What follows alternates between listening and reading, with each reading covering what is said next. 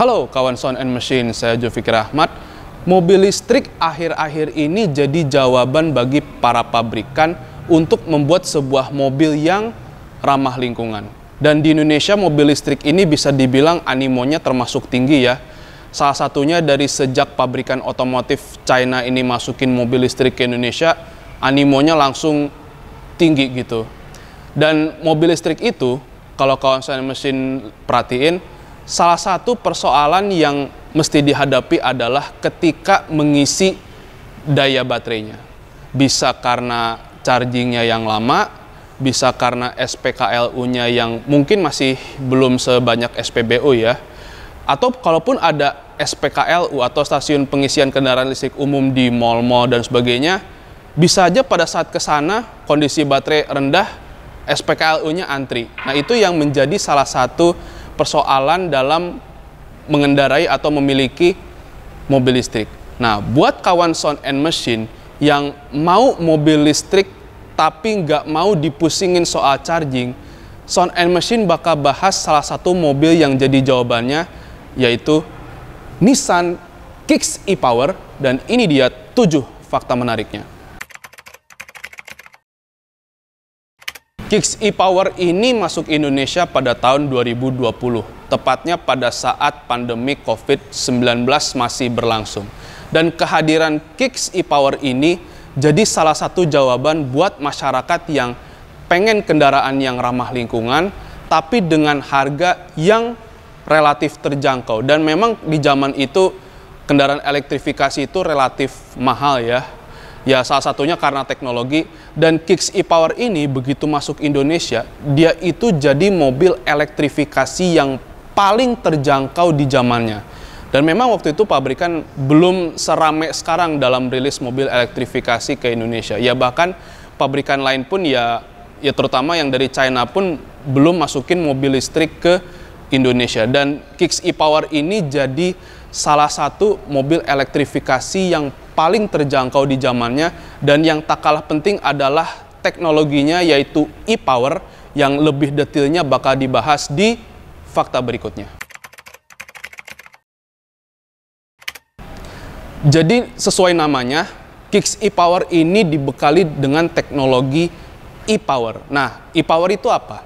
E-Power itu dia mobil listrik tapi masih harus isi bensin.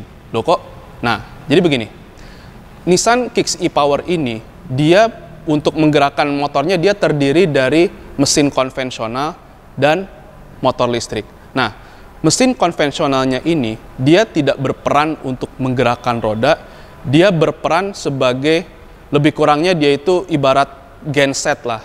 Nah, sementara yang menggerakkan roda di mobil ini adalah motor listriknya. Jadi dari mesin konvensional itu, dia menyalurkan daya ke atau menyalurkan energi ke baterai, dan dari baterai itu yang bisa menggerakkan motor listriknya. Jadi Kicks e-Power ini dia mobil listrik tapi dia tetap masih harus isi bensin kayak di mobil bermesin pembakaran dalam pada umumnya. Dan ini yang menjadi keunggulan Kicks e-Power buat kawan Sound and Machine yang pengen mobil listrik tapi nggak mau dipusingin dalam hal charging. Jadi kalau kawan Sound and Machine mau mobil listrik, karena mobil listrik itu kan keunggulannya dia akselerasinya bisa lebih responsif dan dia juga lebih senyap. Tapi salah satu yang jadi persoalan itu ya charging gitu ya. Seperti yang saya jelasin tadi, bisa karena SPKLU-nya susah atau chargingnya lama. Nah, mobil ini yang jadi jawaban buat kawan Sound and Machine yang mau mobil listrik tapi nggak mau dipusingin soal chargingnya.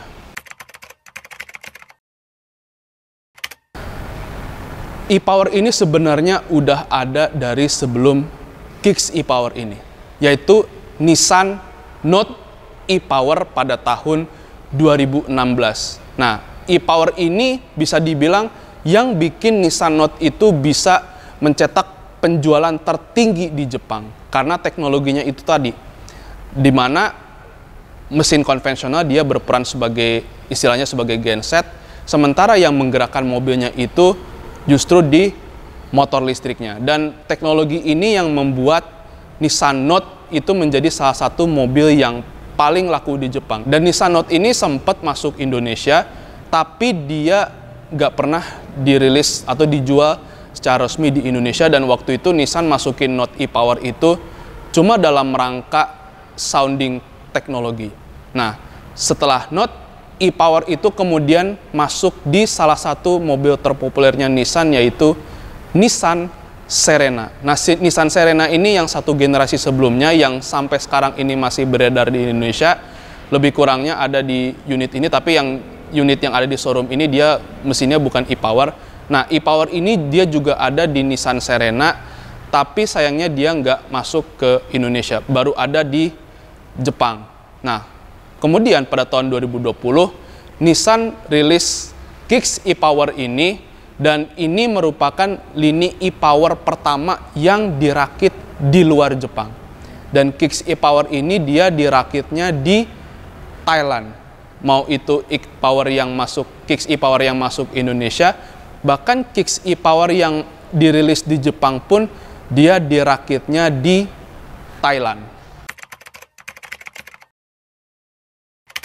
Dari pertama rilis pada tahun 2020, Nissan rilis minor change untuk Kicks e-Power ini di pameran Gias 2022. Dan minor change ini kalau dari depan ya masih lebih kurang masih sama dari sebelum minor change. Begitu juga bagian sampingnya ini ya, bagian samping lebih kurang masih sama seperti sebelum minor change. Dan yang lebih kelihatan itu bedanya di bagian belakang. Oh ya, Nissan Kicks e-Power ini dia ground clearance-nya 175 mm ya, yang artinya dia untuk di jalanan di Jakarta ini udah pas banget ya. Dan ini bagian depan sama sampingnya Kicks e-Power, dan sekarang kita mau lihat bagian belakangnya Kicks e-Power, dan di sini perubahannya. Jadi ini bagian belakangnya Kicks e-Power, dan ini yang membedakan antara Kicks e-Power sebelum minor change dengan yang minor change, yaitu di garnish yang ada di pintu bagasi, yang desainnya ini dia dibuat kelihatan nyambung dengan lampu belakangnya. Oke, jadi ini eksteriornya Nissan Kicks e-Power. Sekarang kita mau lihat interior sekaligus fakta berikutnya dari Kicks e-Power ini. Jadi ini interiornya Kicks e-Power. Yang membedakan antara sebelum minor change dengan minor change adalah tuas transmisinya. Ini berbeda dengan yang sebelum minor change ya, bentuknya beda, dia kelihatan lebih elegan, lebih high-tech, dan juga lebih modern tentunya. Dan Kicks e-Power ini waktu rilis dia udah punya banyak beberapa fitur canggih ya, salah satunya dari Nissan Intelligent Mobility, yang lebih kurang bisa dibilang itu ADAS-nya Nissan. Dan Nissan Intelligent Mobility ini dia punya fitur, salah satunya adalah emergency stop braking. Jadi kayak misalnya kita lagi nyetir, terus ada objek di depan, dan sistem mungkin udah mendeteksi bahwa ini dalam keadaan darurat. Jadi sistemnya itu dia ngerem mobilnya gitu loh. Jadi ada sistem pengereman otomatis di mobil ini kalau sistemnya mendeteksi bahwa ini dalam kondisi darurat dan ada potensi terbentur gitu. Dan juga untuk fiturnya mungkin kita start aja ya, tapi nggak sampai nyalain mesin. Oke, jadi ini tampilan head unitnya. Oh ya, untuk interiornya sendiri dia ya sosok lah, dalam artian dibilang udah usang ya belum begitu terlalu usang, tapi dibilang up to date juga nggak begitu up to date juga. Dan ini tampilan head unitnya, kita lihat ada apa aja fiturnya.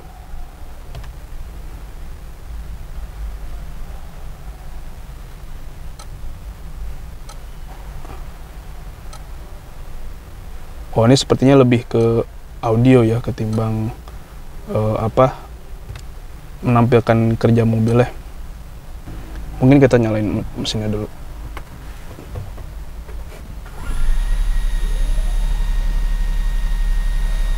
Jadi begini tampilan layar displaynya.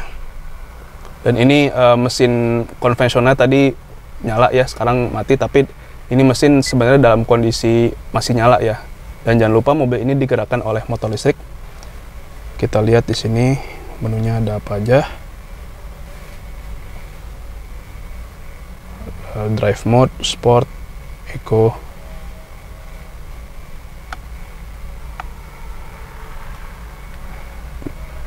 Di sini ada average konsumsi bahan bakar. Ini mungkin buat Nissan Intelligent Mobility-nya ada di sini. Forward, lane, blind spot. Jadi ini fitur-fitur Nissan Intelligent Mobility-nya di panel instrumen ya. Sementara ini head unit mungkin lebih ke audionya aja. Untuk terkait mobilnya ada di layar display yang ada di panel instrumen ini.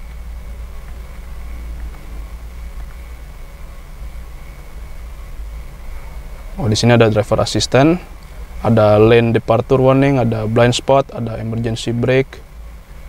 Ini bisa dinyala matiin ya. Terus ada parking aids, driver attention alert. Nah, driver attention alert ini jadi itu dia bisa mendeteksi drivernya itu dalam keadaan capek atau enggak dari pergerakan setirnya. Jadi kalau misalnya pergerakan setirnya udah nggak karu-karuan arah kemana, ini mungkin sistemnya bisa mendeteksi bahwa driver ini udah capek, perlu istirahat. Oke, di sini ada timer alert, low temperature alert, ada chassis control di sini. Oh, ada active trace control, ini yang buat nikung ya. Mobil ini ya punya performa menikung yang bisa dibilang cukup baik ya untuk mobil yang berada di rentang ya sekitar 400 jutaan lah.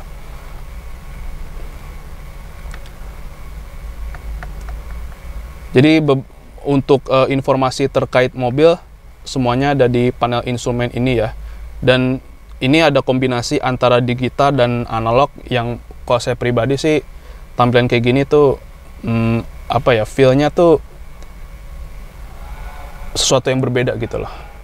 Ketimbang yang full digital atau full analog. Ini ada digital, ada analog. Analognya di speedometer, digitalnya ada di MID yang ada di panel instrumen.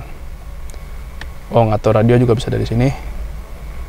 Oh, ini untuk sistem e-powernya. Nah, di sini ada energi flow-nya ya, ada mesin konvensional, ada baterai. Coba saya injek pedal gas sedikit aja. Saya injek pedal gas sedikit, itu suara mesin konvensionalnya bunyi, dia itu lagi menyalurkan daya ke baterainya ini.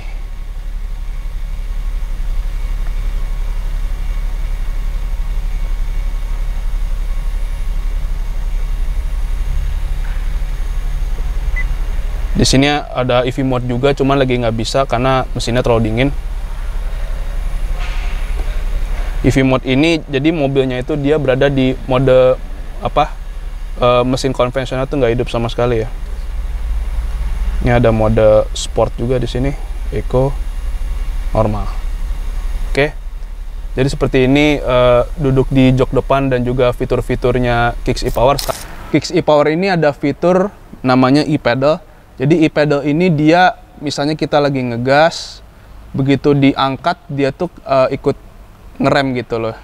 Jadi dengan adanya sistem e-pedal ini bakal lebih praktis kalau misalnya Sound and Machine ngadepin macet ya. Karena kalau macet itu kan misalnya nih nggak ada e-pedal. Kalau nggak ada e-pedal, mau nggak mau kan ngegas, ngerem, ngegas, ngerem, ngegas, ngerem. Nah dengan e-pedal ini, dengan majunya cuma sedikit-sedikit, paling tidak cukup injek gas sedikit, angkat, injek gas sedikit, angkat. Ya memang ada sedikit nyentaknya, tapi dengan feel nyentak ini justru jadi ada perasaan mobil ini tuh lebih terkontrol gitu. Jadi nggak nyelonong, nggak ya. Buat saya pribadi dengan feel seperti ini saya suka ya. Oh ya, kebetulan saya juga pernah test drive mobil Kicks e-Power ini di tahun 2020 ya, waktu itu Sound Machine masih baru-baru ini reborn. Dan memang Kicks e-Power ini ya, kalau dari penggunaan e-pedalnya ini convenient ya. Oke, selesai bahas bagian depan dan juga fitur-fitur Kicks e-Power. Sekarang saya mau coba duduk di jok belakangnya Kicks e-Power. Oke, sekarang saya duduk di jok belakangnya Nissan Kicks e-Power ini ya. Ini joknya lega banget ya untuk mobil sekompak ini. Lega untuk saya yang tingginya sekitar 180 cm. Dan saya pun dari segi postur nggak nunjukin yang nggak berasa yang mesti nahan atau apa. Jadi ini duduknya relax saja ya. Memang ini joknya agak tegak tapi nggak begitu jadi masalah. Toh ini headrest juga masih bisa dinaikin ya. Dan mungkin karena ini interiornya gelap aja kali ya. Jadi ada berasa berasa sedikit sempit gitu. Karena ini warna interiornya gelap. Kalau warna interiornya terang ya berasa lega ya, tapi ini karena warna interiornya gelap aja berasa sempit. Padahal tapi secara volume sih ini nggak masih lega ya. Bahkan kaki pun saya masih bisa relax seperti ini. Ya meskipun joknya tegak. Oke, jadi ini duduk di jok belakangnya Kicks e-Power. Sekarang saya mau lihat bagasinya. Sekarang kita mau lihat bagasinya Kicks e-Power ini. Ini bukanya agak lain ya. Oke. Jadi pencet dulu baru kebuka. Ini nggak pakai, biasanya kan kalau mobil pada umumnya pakai tuas baru kebuka. Kalau ini dipencet tapi ngebukanya ya mesti digerakin pakai tangan. Dan ini belum ada tombolnya ya. Dan sekarang kita mau lihat seberapa luas bagasi Kicks e-Power ini dengan barang bawaan saya.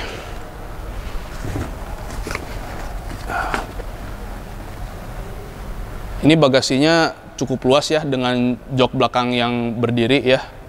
Dan ini mungkin bisa kira-kira 3 koper bisa masuk kali ya di Kicks e-Power ini. Terlebih kalau ininya dilepas. Tapi dengan ini dipasang aja kelihatannya sih 3 koper masih bisa masuk ya di bagasi Kicks e-Power ini, yang artinya bagasi Kicks e-Power ini termasuk luas dengan bodi yang sekompak ini. Oke, selesai bahas bagasi. Sekarang kita mau beralih ke fakta berikutnya, yaitu mesinnya. Jadi ini mesinnya Nissan Kicks e-Power ya, kawan-kawan mesin. Lihat, di sini ada mesin konvensional, di sini ada motor listriknya. Nah, mesin konvensionalnya ini dia HR12 ya, lebih kurang sama kayak Nissan March ya. Yang Nissan March itu dia pernah beredar di Indonesia juga. Dan untuk mesin konvensionalnya ini dia 1200 cc 3 silinder. Tenaganya itu 82 PS ya, sekitar 82 PS. Dan torsinya itu dia sekitar 103 Nm. Nah, untuk motor listriknya ini dia waktu minor change ada ubahan ya. Dari yang tenaganya 129 PS jadi 136 PS. Dan untuk torsinya ini dia awalnya sebelum minor change itu dia 260 Nm, sekarang jadi 280 Nm. Dan untuk baterainya ketika minor change ini juga dia lebih gede ya, yang awalnya 1,75 kWh jadi sekitar 2 kWh, yang artinya dia punya daya jelajah sekitar 30% lebih jauh dibanding sebelum minor change. Dan ini mesin Kicks e-Power ya, ada mesin konvensional, ada motor listrik. Mesin konvensional dia berperan sebagai genset, motor listrik ini dia berperan yang menggerakkan rodanya. Jadi ini yang membuat Kicks e-Power ini mobil listrik yang masih harus isi bensin. Untuk head unitnya ini dia lebih ke audio system ya. Dan kalau saya lihat di sini juga bisa diatur suaranya antara bass, mid, treble, balance, fade, pengangkat bass, ada volume sensitif kecepatan juga. Dan juga di Kicks e-Power ini dia udah ada rumah Twitternya di sini ya. Kelihatannya sih udah cukup bagus ya untuk Kicks e-Power ini, tapi bisa lebih bagus kalau pakai produk Alpine. Karena Alpine itu punya produk car audio yang lengkap ya, dari speaker, subwoofer, DSP, power dan sebagainya. Bahkan peredam pun Alpine ada. Buat kawan sound and machine yang kurang puas dengan peredaman Kicks e-Power ini ya. Jadi Alpine itu menghadirkan solusi yang terlengkap untuk upgrade audio mobil kawan sound and machine. Waktu rilis 2020, Kicks e-Power ini jadi mobil elektrifikasi yang paling murah di Indonesia. Dan waktu itu Kicks e-Power itu dia harganya 449 juta. Dia udah ngalahin rekornya Toyota Corolla Cross yang waktu itu harganya 497,8 juta. Sekarang Kicks e-Power ini dia harganya 519 juta. Dia udah jelas bukan mobil elektrifikasi yang paling murah untuk saat ini. Bahkan mobil listrik pun sekarang udah ada yang lebih murah dari Kicks e-Power ini. Tapi Kicks e-Power ini tetap jadi yang paling terjangkau di kelasnya kalau kita bandingkan dengan Toyota Corolla Cross. Karena Corolla Cross ini sekarang ini dia 568,2 juta. Yang artinya Kicks e-Power ini mungkin atau bahkan udah jadi bukan mobil elektrifikasi yang paling terjangkau, tapi dia tetap yang paling terjangkau di kelasnya. Jadi Kicks e-Power ini jadi jawaban buat kawan Sound and Machine yang tertarik dengan mobil listrik tapi gak mau repot dalam urusan chargingnya. Buat kawan Sound and Machine yang tertarik, Kicks e-Power ini unit yang saya review ini ada di Nissan MT Haryono. Dan oh ya, Sound and Machine pernah bahas Kicks e-Power ini ya di video YouTube yang sebelumnya, tapi yang video YouTube sebelumnya itu masih yang belum minor change ya. Jadi kawan Sound and Machine lihat aja video Sound and Machine yang jauh sebelumnya tahun 2020. Yang di sebelah sini dia udah improve ya, udah minor change. Oke, sekian untuk video kali ini, semoga bermanfaat. Seperti biasa jangan lupa diklik like, subscribe channel YouTube soundmachine.com. Kalau kawan Sound and Machine punya komentar, pertanyaan, atau apapun itu, tulis saja di kolom komentar. Jangan lupa di follow juga akun Instagram dan TikTok soundmachine.com, di like juga akun Facebook soundmachine.com, dan pantau terus website soundandmachine.com untuk informasi otomotif terkini.